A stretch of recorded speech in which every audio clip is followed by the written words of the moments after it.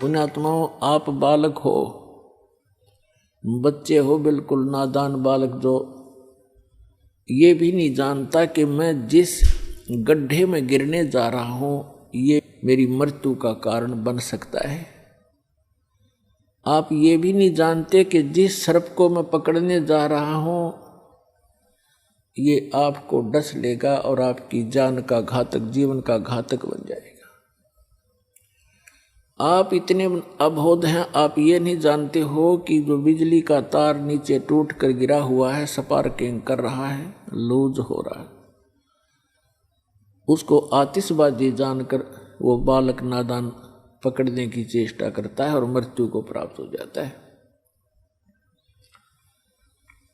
तो पुण्यात्माओं,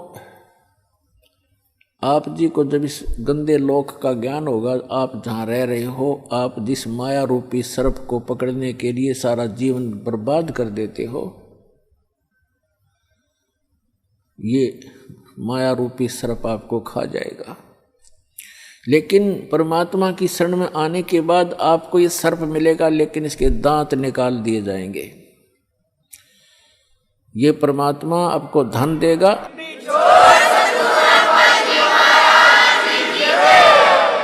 आपको 1 नंबर से धन देगा, क्योंकि फिर ये आपको डसेगा नहीं। 2 नंबर से कमाया हुआ धन आपके लिए सर्प बन जाता है, और 1 नंबर से कमाया हुआ और दान धर्म के द्वारा प्रतिफल से प्राप्त किया हुआ धन, उस माया के फिर दांत निकाल दिए जाते हैं, वो डसती नहीं। तो आपको ऐसे तरीके से धनी बनाया जाएगा, फिर इस माया से परिचित कराया जाएगा कि सर्व सोने की लंका थी वह रावण से रणधीरम, एक पलक में राज बिराजी जम के पड़े जंजीरम। इस माया ने के चाटांगे जोड़ जोड़ के दर भी दी, यहाँ पर हम चले गए, पाछे बन हमारी सी निकम्मी संतान पैदा हो जा, वो पाप कर्म तो हमारे पल्ले लिखे गए और फूकेंगे वो बाद वाले। बच्चे की किस्मत वो साथ लिखा कर लाता है, उसको उतना ही मिलेगा। यदि इस परमात्मा की शरण में उसको जोड़ दिया तो वो जो उसको आवश्यक होगा वो सारा मिलेगा। हमने इस उद्देश्य से अपने कर्म नहीं बिगाड़ने चाहिए कि अपने बेटे बेटियों को धनी बनाऊं, मैं चाहे नरक में जाऊं।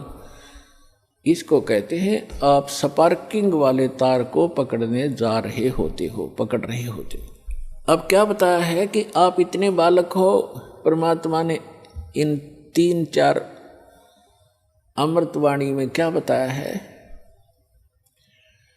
कि परमात्मा स्वरूप संत, परमात्मा के कृपा पात्र उस सतगुरु से जब उपदेश मिल जाता है, फिर आपको ये बातें याद आवेंगी कि हे परमात्मा, जब कितना कहर हमारे ऊपर टूट पड़ता यदि ये नाम ना मिलता।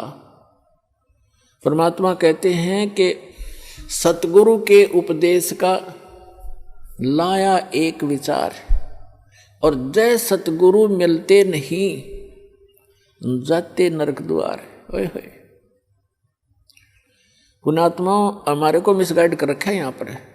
भक्तिहीन तत्व ज्ञानहीन संतों ने, संत के रूप में इन अज्ञानियों ने, कोई तो कहता कहीं स्वर्ग नहीं, कोई नरक नहीं, कोई कहता सतलोक में प्रकाश ही प्रकाश है, प्रकाश ही प्रकाश है, उसमें आत्मा से लीन हो जाती है जैसे बूंद समंदर में। इनको कहते हैं नीम हकीम खतराए जान, little knowledge is the dangerous thing. अब क्या बताया परमात्मा ने कि यहाँ जो बोले गए शब्द हैं, शब्द स्वर्ग भी है, शब्द नरक भी है, शब्द संसारिक दुख सुख अलग हैं। तो ये अज्ञानी लोग कहते हैं कि यही स्वर्ग है, यही नरक है, जो यहाँ दुखी है वो नरक भोग रहा है, सुखी है वो स्वर्ग भोग रहा है। नहीं, ये तो बालकों के मनगढ़ंत चुटकले होते हैं, कहानियाँ होती हैं। सदग्रंथों को आधार मानकर हमने अब पुनः अपना भक्ति मार्ग को सेट करना है, अपने भक्ति साधना को प्रफुल्लित करना है। तो क्या बताते हैं कि सतगुरु के उपदेश का लाया एक विचार, यदि सतगुरु मिलते नहीं जाते नरक द्वार। नरक द्वार में दूत सब करते खेचा ताण, उनसे कबू ना छूटता फिर फिरता चारों खान। जैसे नरक में जब डाला जाता है इन प्राणियों को, उस समय उसके भयंकर दुख को देखकर, उसकी षड्हांत को देखकर वो वापस भागते हैं, क्योंकि लाखों की संख्या में ठोके जाते हैं उसमें, और वो वापस भागते हैं। पीछे यम के दूत बड़े बड़े भाले, छुर्रे, तलवार, मुगदर, ये गदा लिए खड़े होते, जो वापस भागता उसके सिर में मारते। सूक्ष्म शरीर में प्राणी मरता नहीं, पर दर्द दूना होता है। उनको ऐसे ठोका जाता जैसे पशु को फाटक में रोका करते हैं लठ मार मार के, और फिर उसमें पटक देते हैं। तो वहां परमात्मा बताते हैं कि नरक द्वार में दूत सब वहां करते खेचा ताण, उनसे कदे नहीं छूटता, और फिर फिरता चारों खान।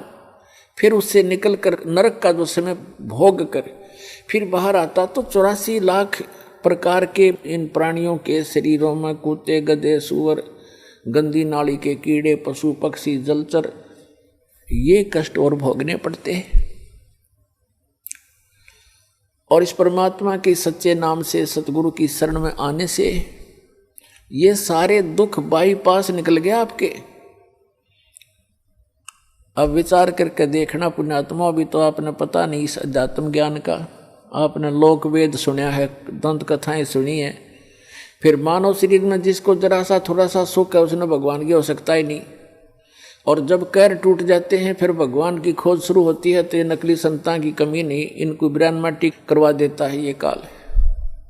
लुटपेट कर आखिर में ये नास्तिक हो जाते हैं या मृत्यु को प्राप्त हो जाते हैं। दो ऑप्शन छोड़ता है। अब आपको परमात्मा मिले हैं, आपके अपने पिता मिले हैं। माता पिता कभी अपने बच्चे को दुख नहीं देगा, चाहे आप कितना दुखी हो ले। तो आपको वो परमात्मा अब मिले हैं, वो पिता मिले हैं आपके। आप इसकी मर्यादा में रहना और इस जहाज से उतर मत जाना, फिर आप देखना आपको कैसे सुख देगा। क्या बताते हैं कि मानत नामन मोरा साधो, मानत नामन मोरा रे, बार बार मैं ये समझाऊं जग में जीवन थोड़ा रे। फिर क्या बताते हैं, कहते हैं शरण पड़े को गुरु संभाले, शरण पड़े को गुरु संभाले, जान के बालक भोला रे। कह कबीर तुम चरण चित राखो, जो सुई में डोरा रे। अब देखो परमात्मा कहते हैं कि आपको भगवान यानी इस दास को तो निमित्त बना रखा है, सारा का सारा कार्य वो कबीर भगवान कर रहे हैं, आपका पिताजी।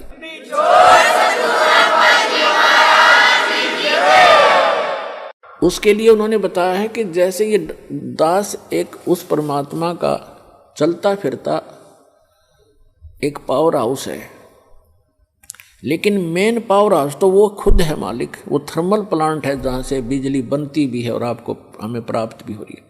इससे आपको आगे कनेक्शन मिल गए। जैसे आप कोई मोबाइल कनेक्शन ले लेते हो, कोई तार नहीं, कोई कनेक्शन जोड़ा दिखता नहीं और सारा काम कर रहा है, और जिस दिन आप उसका बिल नहीं भरोगे तो कनेक्शन ऑटोमेटिक वहीं से कट जाएगा, आपको बताने की जरूरत नहीं पड़ेगी।